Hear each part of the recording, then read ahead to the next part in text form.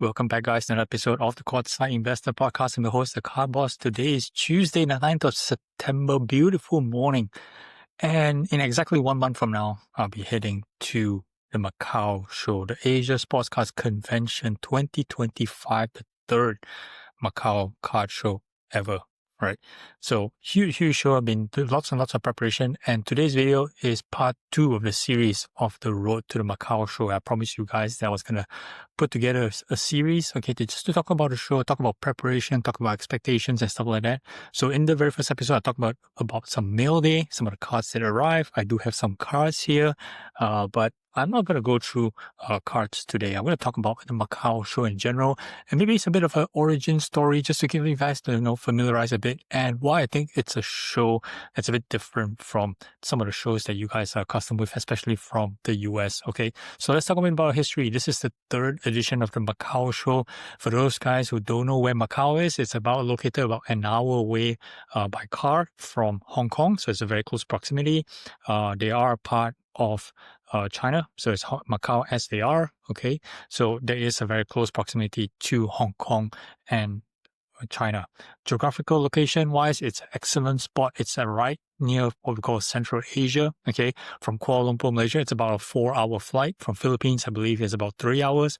Singapore is about 5 hours, okay? So it's a very, very centralized location. This is 2 hours from Bangkok.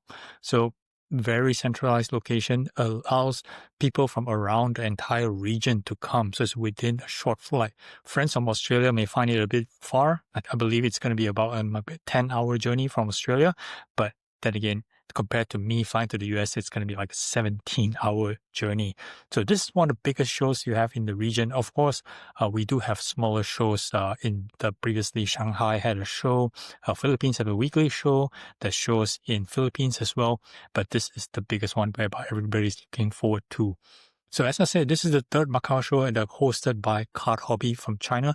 And this is actually a joint venture between Card Hobby and a local event organizer, which is Terry from Macau Logo Man store. All right. So the Card Hobby is actually owned by a couple of guys from China, as well as a local Malaysian, which is Han, which I met recently at the Card Hobby grand opening. And he was explaining to me on the challenges and on about preparing for a show such as the Macau show. All right. So obviously it's a huge show for us over here in Asia, and definitely we have tons and tons of people from around the region, and of course coming from the US as well. This time around, previously when I first went to the Macau show 2 years ago, we had Coleman cards coming in, and this year I believe we have Roth cards that's coming to the show as well. So pretty exciting stuff. Okay, looking forward to the nice big event about 1 month from now. Right. So now why I say that this show is a bit different from the usual.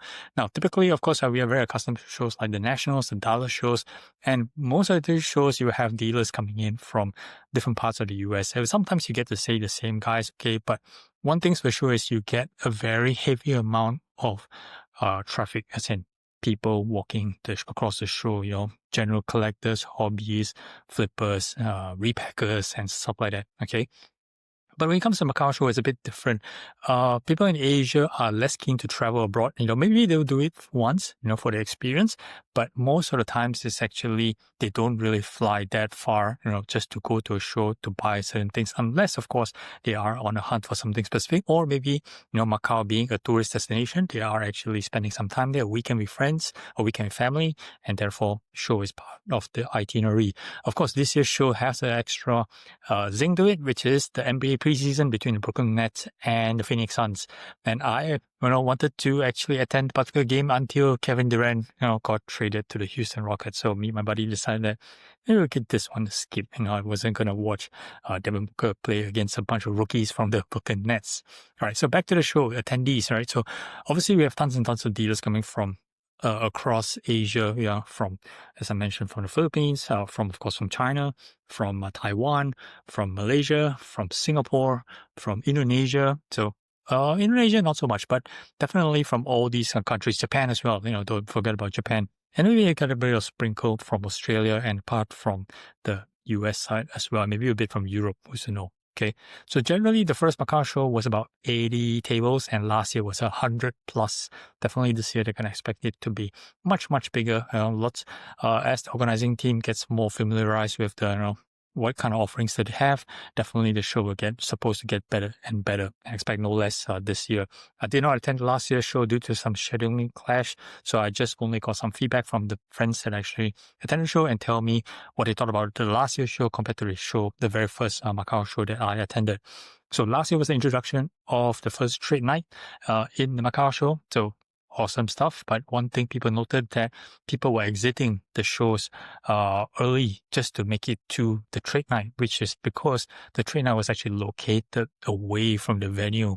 Significant amount of walk time, I believe, about like 30 minutes walk, 30 minutes walk from the venue. So people are packing up early, about like 5:30-ish.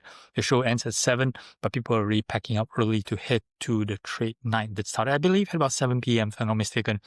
Not sure what the plan is for this year, but definitely whichever one, I'll be definitely attending, just to maximize this particular trip for this show.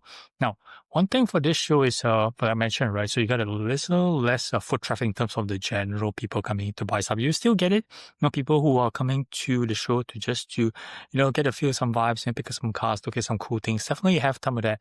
But this is one of the shows that you have a higher concentration of dealers that's coming in to want to do deals. Now, whether or not they have set up a table, that's up to them.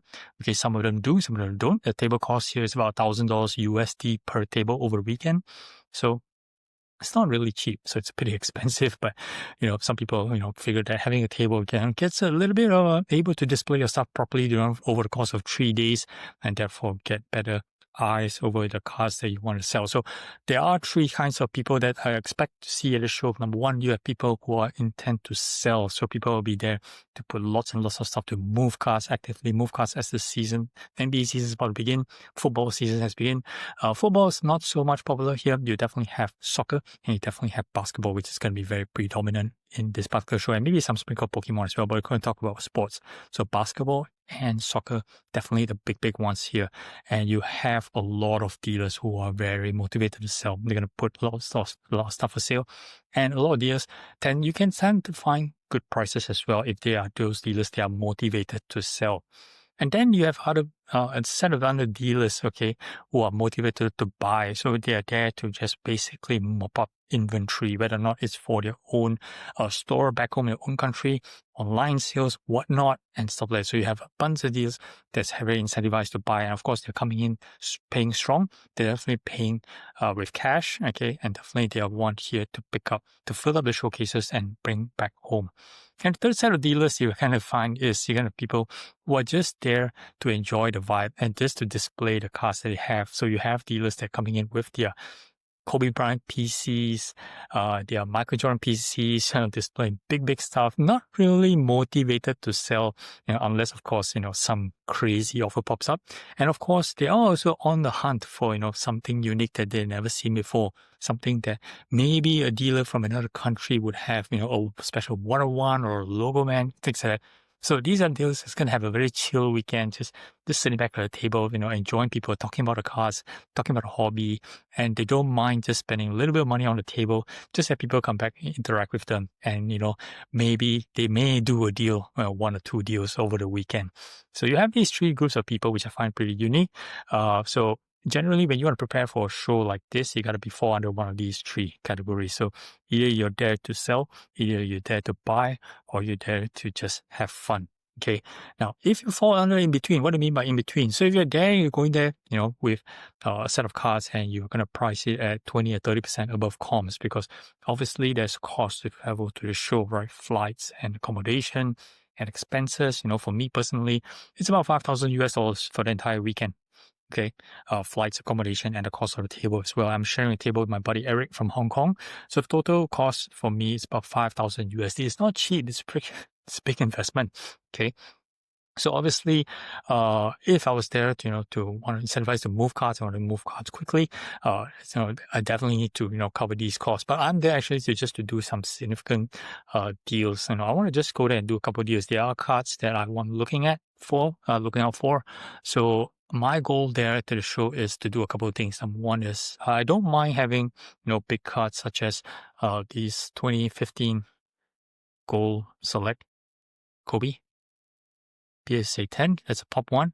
Also, like for example, this Rookie or Gold Final, Shea, big cards that I don't mind looking to trade down, okay, to try and get cards maybe that can actually move quickly. There'll be people who are interested to pick up these big cards, so I don't mind trading down these ones, or I don't mind trading up to try and get a card that I'm looking out for, but I'm not actually looking to motivate to really sell. Okay, whereby, people say, okay, I'm going to price it this way, just want to get cash back to the business. I'm not really looking for that for this particular show. So that's my own objective for this particular show. So everybody has their own targets. I have buddies from Malaysia who's flying in with suitcases, bringing like 200 to 300 slabs to sort of move cards quickly because moving online is a bit tough these days with the US tariff. So that's pretty much on the background of the Macau show. I'm going to talk about a couple more things in the series. I'm going to get Eric on the podcast just to talk about our preparations and our approach towards the show, and our just general vibes just to talk a bit more.